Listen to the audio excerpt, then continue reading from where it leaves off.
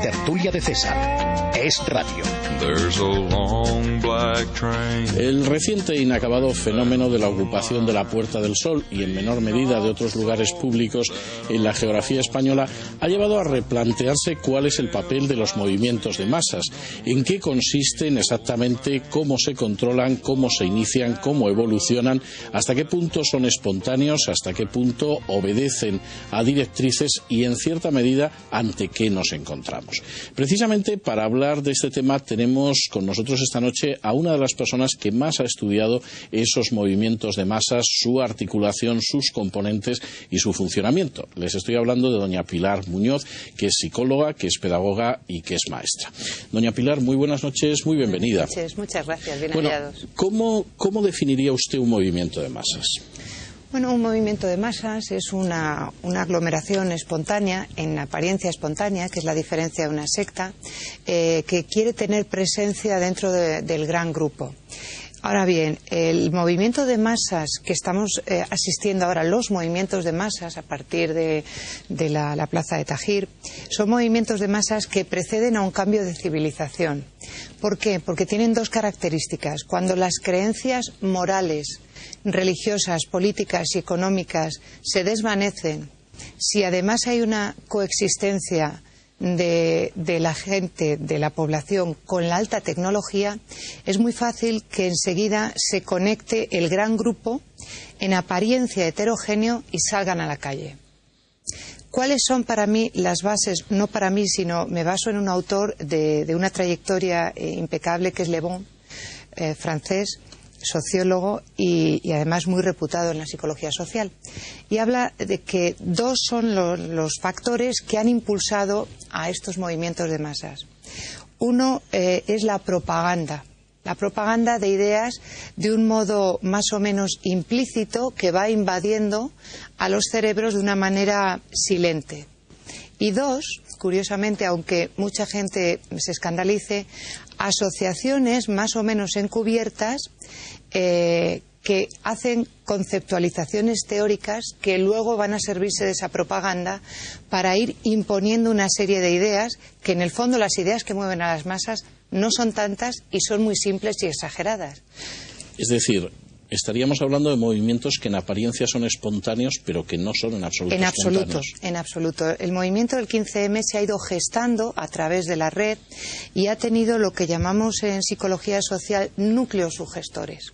Es decir, no aparecen explícitamente. Los movimientos de masa son muy conservadores. Sí, muy conservadores, porque van buscando siempre el liderazgo de un César, para luego destruirlo y volver otra vez a la anarquía y volver otra vez a buscar al César. Entonces, en la red probablemente haya habido un núcleo sugestor que haya invadido todos los cerebros, hipnotizando o sofronizando todos los movimientos, toda la masa que se necesita para luego congregarla en un espacio y en un tiempo. Hablaba usted de que, de alguna forma, el corpus de ideas que mueve a estos movimientos es bastante sencillo. ¿Cuál es ese corpus de ideas? Bueno, las ideas de las masas, primero, el razonamiento de las masas no es como tal. Yo me he traído siempre mi tecnología puntera. El razonamiento en las masas es de una o dos ideas, normalmente muy simples y exageradas. Entonces, las ideas de las masas suelen ser ideas concatenadas en hechos aparentemente semejantes. Es decir, por ejemplo, se piensa que cuando un patrono ha abusado de los trabajadores se hace una generalización excesiva o un simplismo. Y todos los patronos abusan por sistema de los trabajadores. Entonces son ideas, o por el contrario, también pueden ser ideas muy difusas que en realidad la mayoría de la gente, de los números, de los N individuos que estén allí, ni siquiera saben por lo que están protestando. Entonces, más que ideas, que como hemos visto son razonamientos... hay sensaciones. Hay emociones. Hay emociones, porque el núcleo sugestor de la masa no busca impresionar a filósofos, busca conectar a individuos. Entonces, ¿cómo se conecta mejor a los individuos? A través de la emotividad. Es decir, las masas, como las sectas, como muchos otros movimientos, lo que verdaderamente buscan y el impacto es la emotividad. Cuando los compañeros periodistas iban a la Puerta del Sol, la mayoría de las expresiones no eran de ideas, eran de emociones. Estamos hartos, estamos frustrados, esto no puede ser. Es decir, era territorio emotivo. Entonces, el territorio emotivo, las masas, cuando están sintiendo, son, lo siento, pero es así, son parecidos a los salvajes o a los niños pequeños. Son impulsivos, irritables y altamente móviles. Las masas no se prolongan nunca en el tiempo, nunca. Tienen una vigencia muy corta. No así, por ejemplo, las sectas. De modo, vamos a ver, si yo lo he entendido bien, cuando Hitler decía votad sentimiento, iba bien encaminado. Claro, es que además hay todo un perfil, el orador. Bueno, es que hay otro capítulo muy interesante que si quiere después hablamos. ¿Cómo influye la raza en las masas? Pero no la raza en el sentido de piel, sino en el sentido de aglomeración de costumbres y de tradiciones. Pero retomando su pregunta, don César, el orador que quiera tener éxito en las masas debe ser un orador que la retórica es 1.2 inferior a la retórica que se maneja, por ejemplo, en una universidad o que se puede estar manejando en esta tertulia.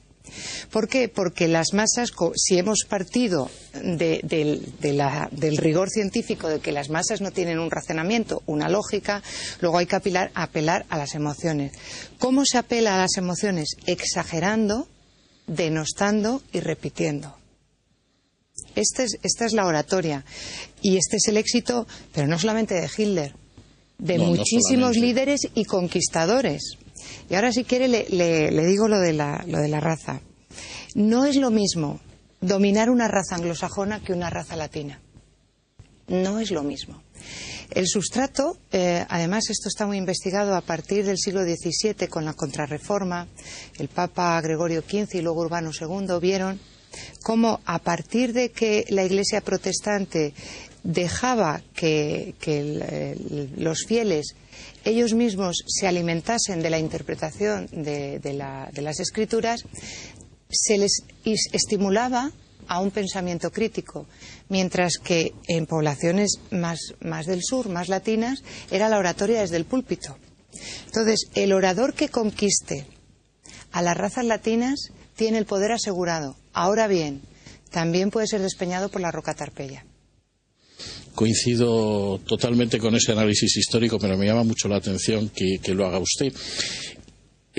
Dado que las masas pueden ser manipuladas con cierta facilidad, que se apela fundamentalmente a sentimientos y no a la razón, que el discurso incluso es un discurso que está por debajo del nivel del raciocinio para poder funcionar de esa manera,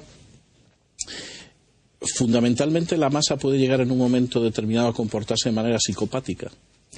Claro, bueno, esto es que hay también muchos grupos de masas. Hay masas criminales, nos gusten o no.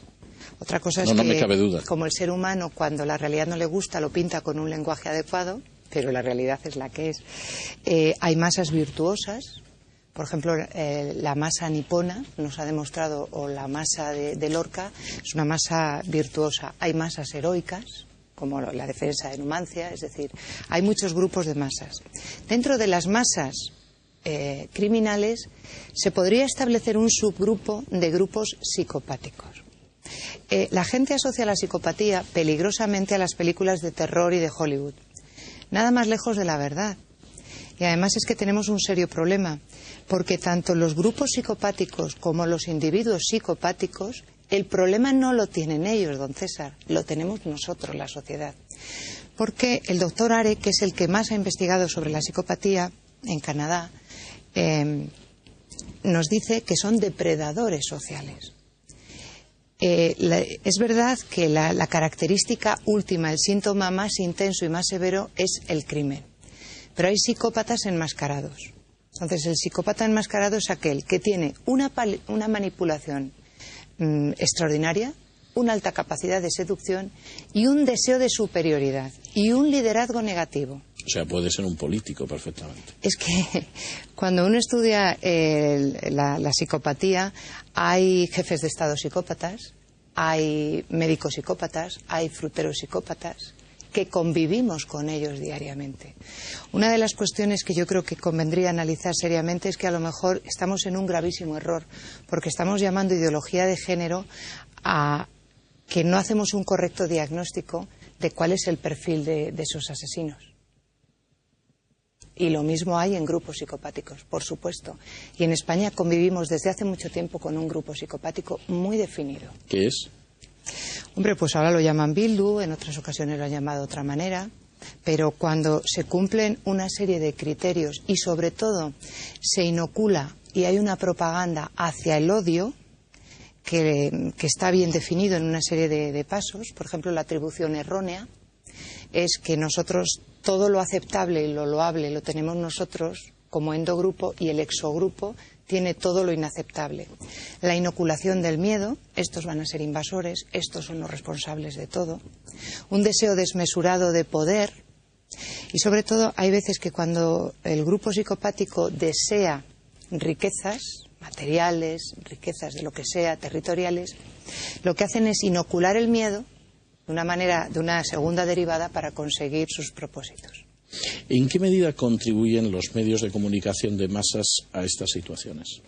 Uy, tremendamente. Desde el punto de vista estadístico, cuando se estudia psicología es la variable independiente, es decir, la que más influye en la variable dependiente.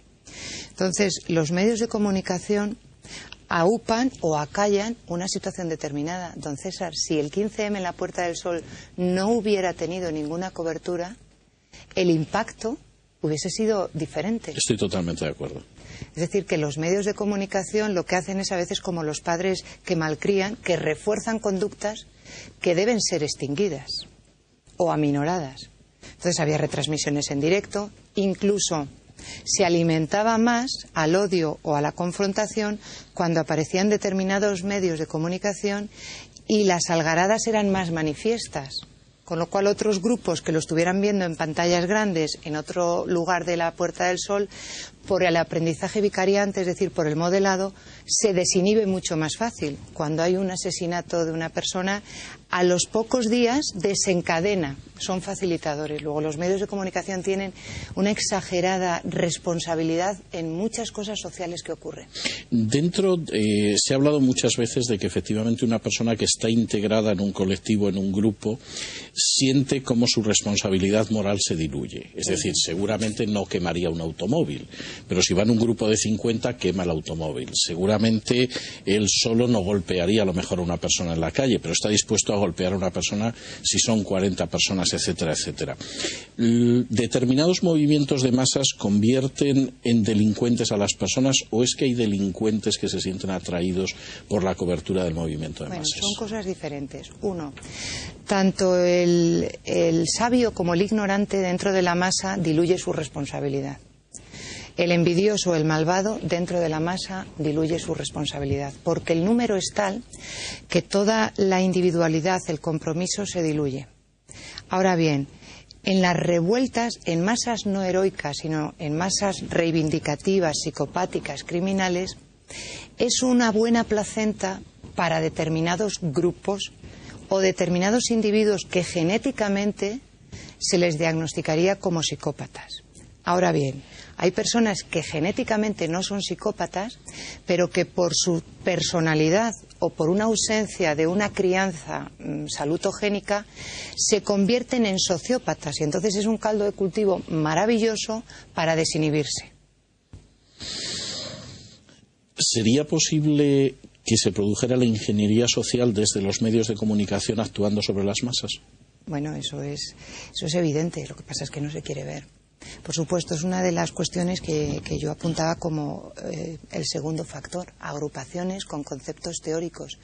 Y de hecho yo en mi consulta empiezo a ver una configuración de personalidades y de pensamientos distintos. La gente piensa lo que se debe pensar masivamente. El fenómeno, por ejemplo, de un icono social como Belén Esteban es un producto de una ingeniería social. Por supuesto.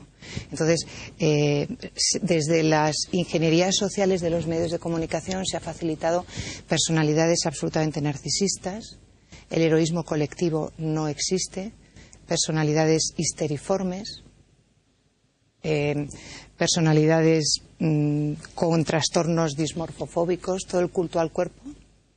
proviene de unos medios de comunicación muy tendenciosos. Personalidades nada dadas a colaborar desinteresadamente. El heroísmo colectivo, nada de solidaridad, nada de responsabilidad.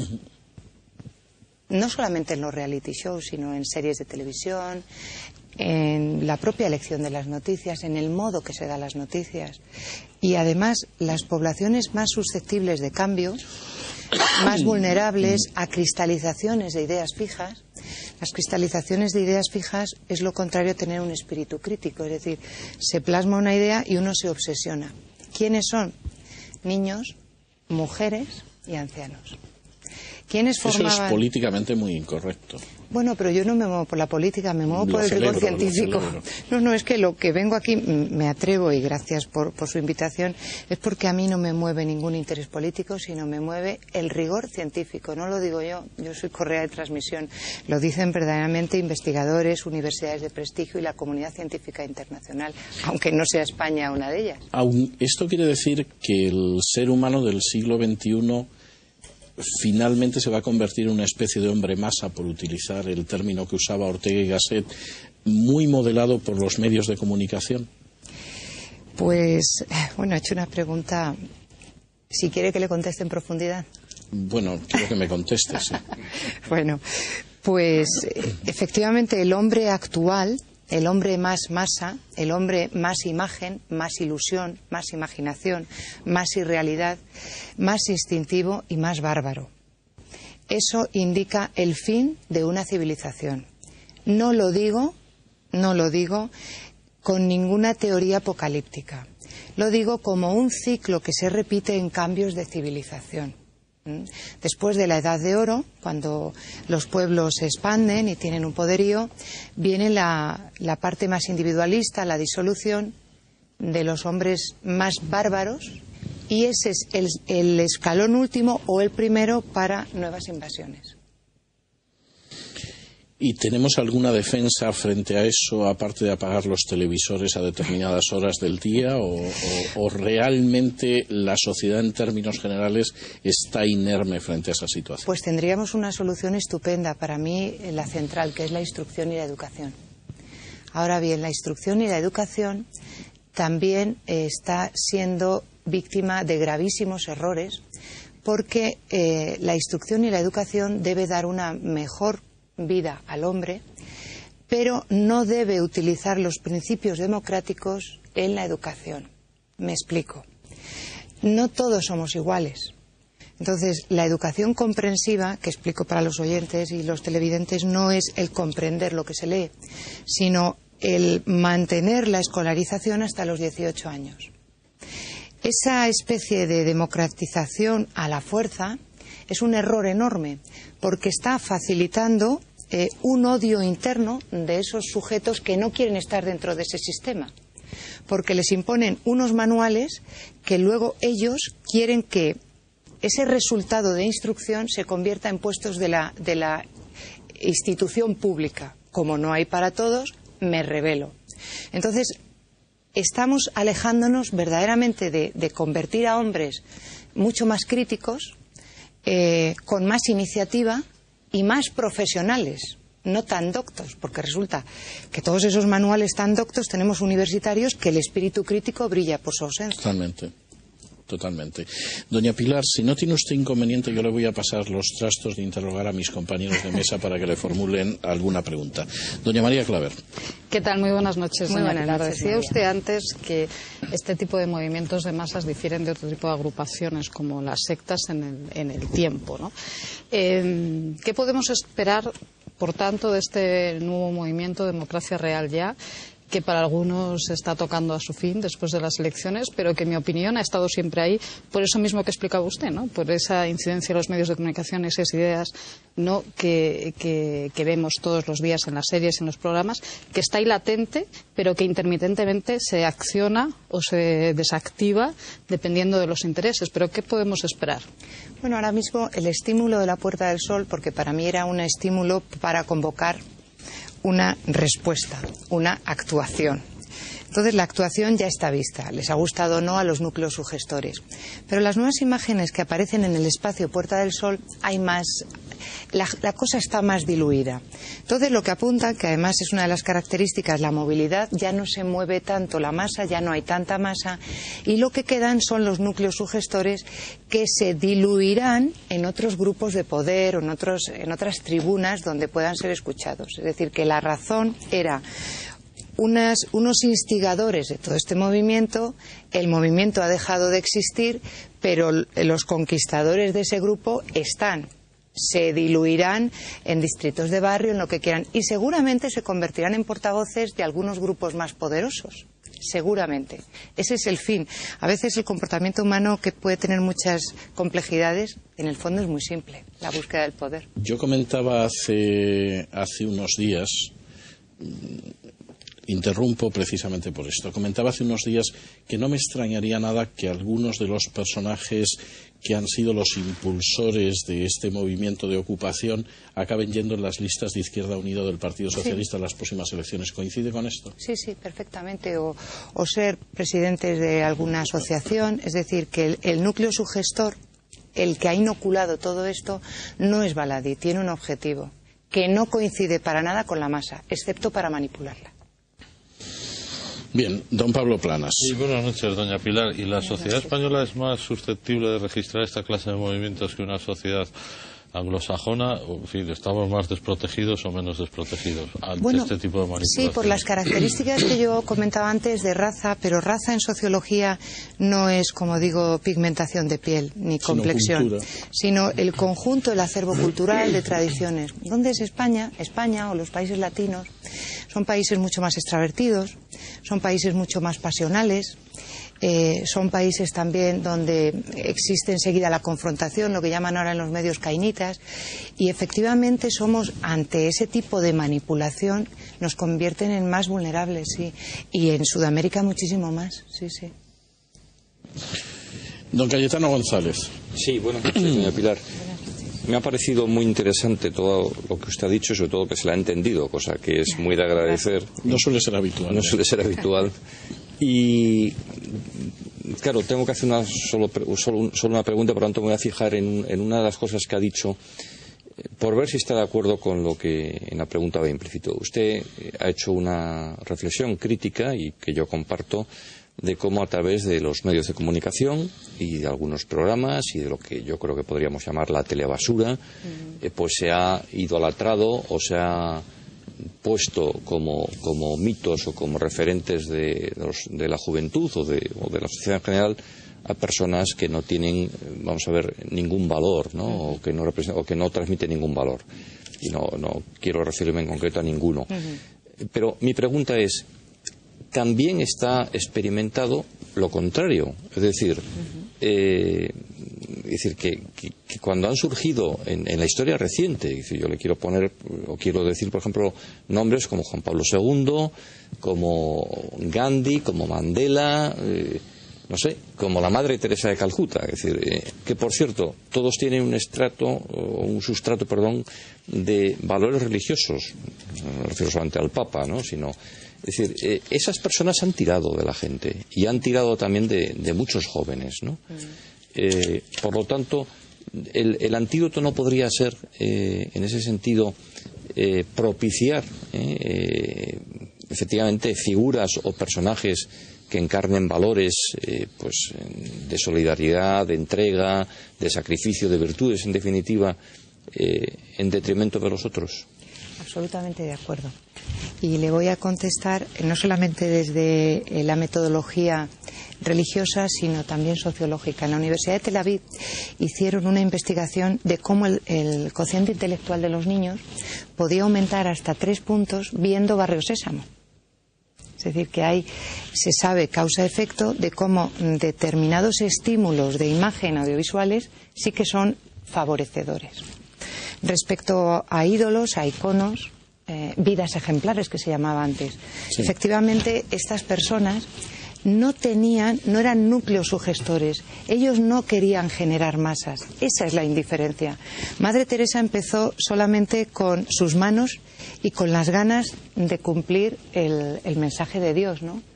Hay un sacerdote de la Orden de Vicente de Paúl padre Pedro Pablo Opeca, que nadie conoce nada de él, ha movido en Madagascar una cantidad de masas, no se conoce.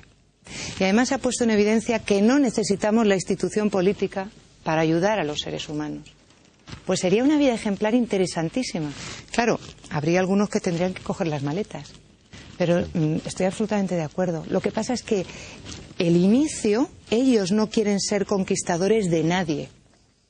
Esa es la diferencia. Lo que pasa es que arrastran a masas efectivamente virtuosas y heroicas.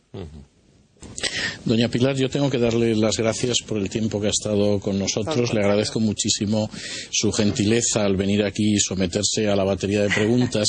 Y yo tengo la costumbre de regalar uno de mis libros pues a la gente que tiene la amabilidad de venir aquí y soportarnos a los que estamos en esta mesa. Siempre hago la salvedad de que no están obligados a leerlo.